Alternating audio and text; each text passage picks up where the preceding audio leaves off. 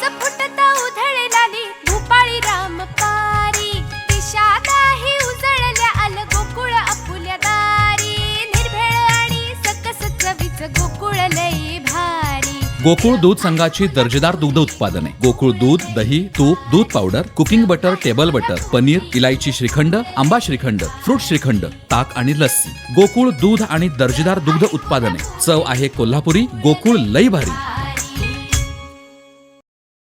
प्रवाशांनी भरलेली एसटी महामंडळाची बस अनाधिकाराने चालवल्याप्रकरणी वैभव नाईक यांच्यावर गुन्हा दाखल करण्याची मागणी भाजपचे कुडाळचे ओरोस मंडल अध्यक्ष दादा साईल यांनी केली आहे। भाजपच्या शिष्टमंडळाने कुडाळ पोलीस ठाण्यात दादा साईल यांच्या नेतृत्वाखाली निवेदन दिले।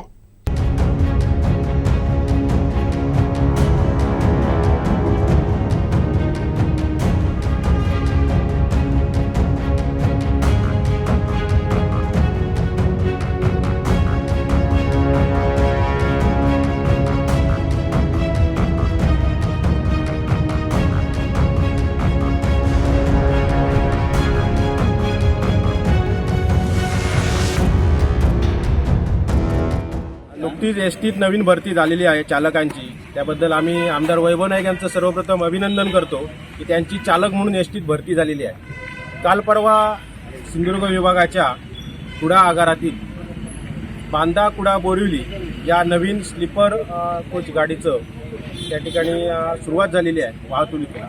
आणि या वाहतुकीची सुरुवात करत असताना या इथल्या कुडा मालवणचे आमदार आहेत वैभव नाईक नेहमी अतिउत्साही आणि अतिहुशारीपणा दाखवत असतात आणि या अतिउत्साहाच्या भरात त्यांनी ही प्रवाशांनी भरलेली एसटी बस त्या गाडीतील चालकांसहित इतर कर्मचारी असतील आणि इतर लोक असतील या सगळ्यांना चालकाच्या केबिनमध्ये उभे करून स्वतः चालकाच्या जागेवर बसून ही एसटी बस चालवलेली आहे।